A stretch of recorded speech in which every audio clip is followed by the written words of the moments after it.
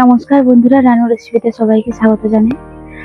জমিতে অনেক সজনে শাক হয়েছে, চলুন দেখে নেই কতটা হয়েছে। আর শাক তুলে নিয়ে এসে আজকে ভাজা করব। একদম মাঠে সবুজ তলতলে সজনে শাক হয়েছে, চলুন দেখে নেই। আমাদের জমিটা বাড়ি থেকে অনেকটা দূরে, চলুন দেখবেন। আসুন কিরকম কাদা।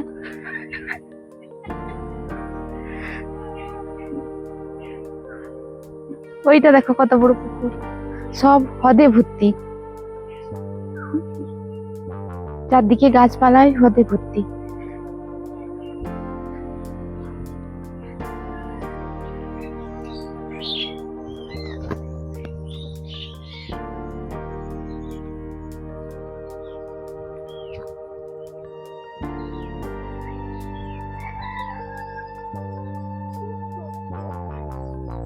হ্যাঁ, জল সব হচ্ছে না, ঢুকছে না।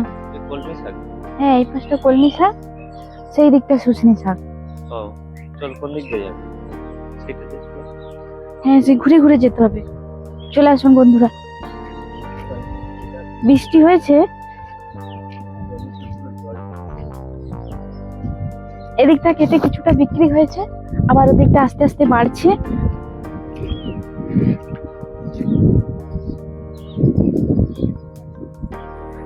হ্যাঁ, আবার এই পাশটা কাটা শুরু হয়েছে।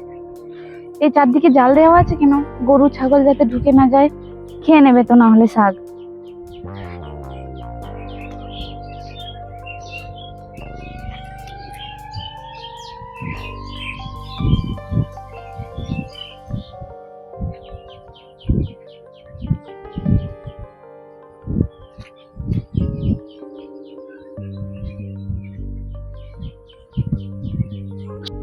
ওই দিকটা কিছুটা কাটা হয়ে বিক্রি হয়েছে,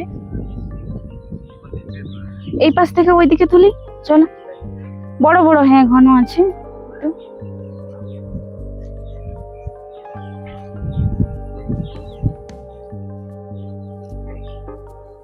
দেখি নামি আগে। হ্যাঁ, চলে আসো, দেখাও বন্ধুদের।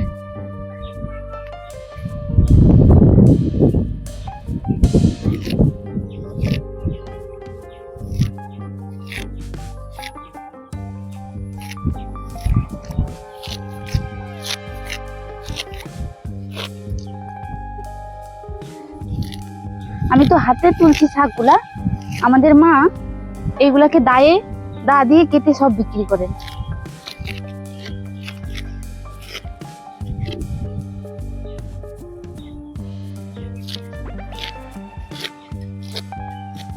এই যে দেখুন বন্ধুরা, তোলা হয়ে গেছে।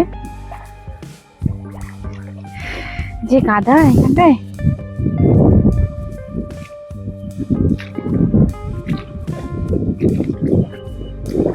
এই দেখো ওই একটা দুটো রয়ে গেছে, এগুলা ঘর গিয়ে পরিষ্কার করে নেবো, বাকিগুলা বেছে নেবো। মিষ্টিও খুব শাকগুলা। এই বৃষ্টির সিজনে জমিগুলোতে সব জল ভরে গেছে, এবার নাঙ্গল হয়ে ধান চাষ হবে।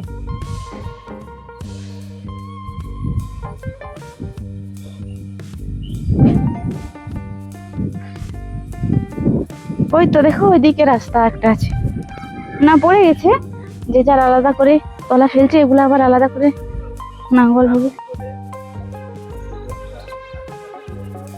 হ্যাঁ হ্যাঁ হ্যাঁ হ্যাঁ, বাদাম চাষ হয়েছিল, তারপরে কিছু বাদাম বৃষ্টির জন্য রয়ে গেছিল, একটা দুটা বীজগুলা, সেই বীজগুলো পড়ে গিয়েছে, সেগুলো থেকে আবার গাছ বেরিয়েছে। হ্যাঁ, এগুলো সব বাদাম গাছ। হ্যাঁ, চলো দেখুন বন্ধুরা শাকগুলা কতটা নরম। আর এই যে বড় বড় এই যে লম্বা লম্বা ডাঁটাগুলো আছে, এগুলাকে আমি বেছে পরিষ্কার করে নেবো। আর শাকগুলোতে দেখুন একটাও পচা পাতা আর পোকা পাতা কিছুই নেই, একদম নরম। এটাকে আমি বেছে ধুয়ে ভাজা করে নেব, তারপরে গরম গরম ভাতের সঙ্গে এটা খুব ভালো লাগবে খেতে। এই যে বেছে বেছে আমি চালাতে রেখে দেবো, দিয়ে চালনি দিয়ে একটু চালিয়ে নেব, কেন যদি ছোট একটু পোকা থাকে ওই চালনির মাধ্যমেই গলে যাবে।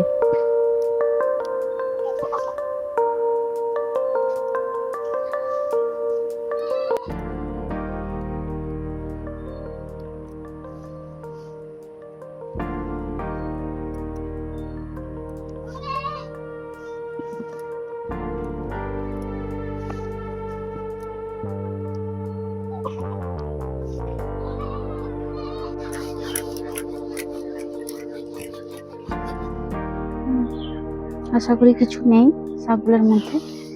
এবার আমি এটাকে ধুয়ে নেব। শাকটা আমি ধুয়ে নিয়েছি, এবার আমি ভেজে নেব। আর এদিকে কড়াও গরম হয়েছে, কড়াতে আমি সর্ষের তেল দিয়ে শাকটা ভেজে নেব। যেহেতু শাকটা নরম তা আমি একবারে ছকন দিয়ে শাকটা ভেজে নেব।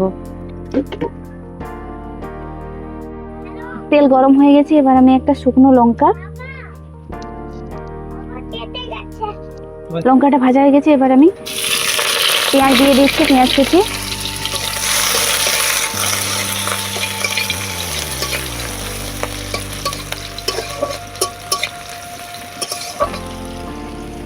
পেঁয়াজটাও খুব ভাজবো না, এর উপর থেকে দিয়ে দিচ্ছি একটু রসুন।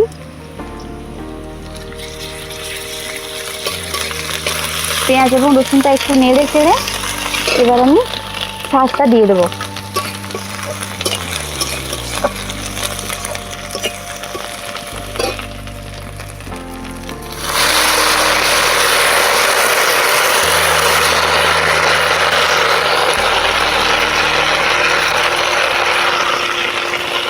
শাকের উপরে দিয়ে দেবো নুন এবং হলুদ।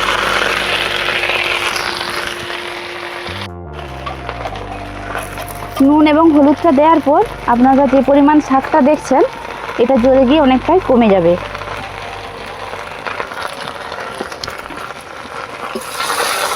এটাকে এবার একটু নেড়ে ঢাকা দিয়ে রেখে দেবো যাতে শাকটা নরম হয়ে যায়।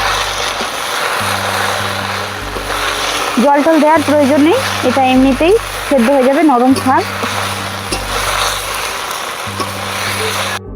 এবার আমি শাকটাকে ঢাকা দিয়ে 2 মিনিট সেদ্ধ করে নেব।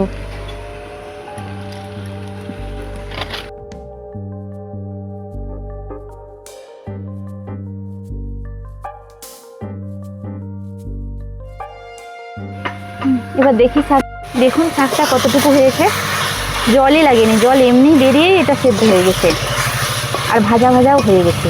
এবার আমি আর ঢাকা দেবো না, এবার হালকা একটু খুন্তি দিয়ে নেড়ে এটাকে ভেজে নেব।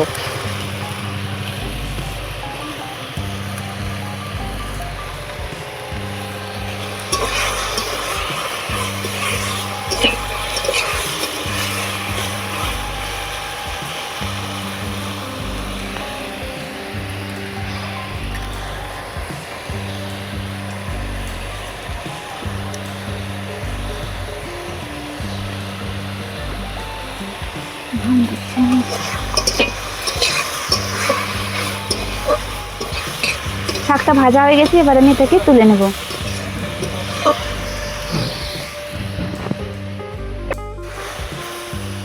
এবার আমি তুলে নিচ্ছি, শাকটা ভাজা হয়ে গেছে।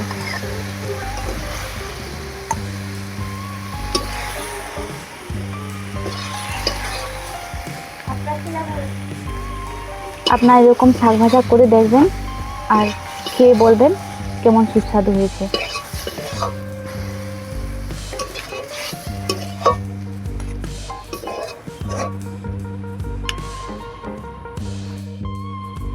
ধোঁয়া ওঠা শাকের ভাজা গরম ভাতের সঙ্গে খুবই ভালো লাগে।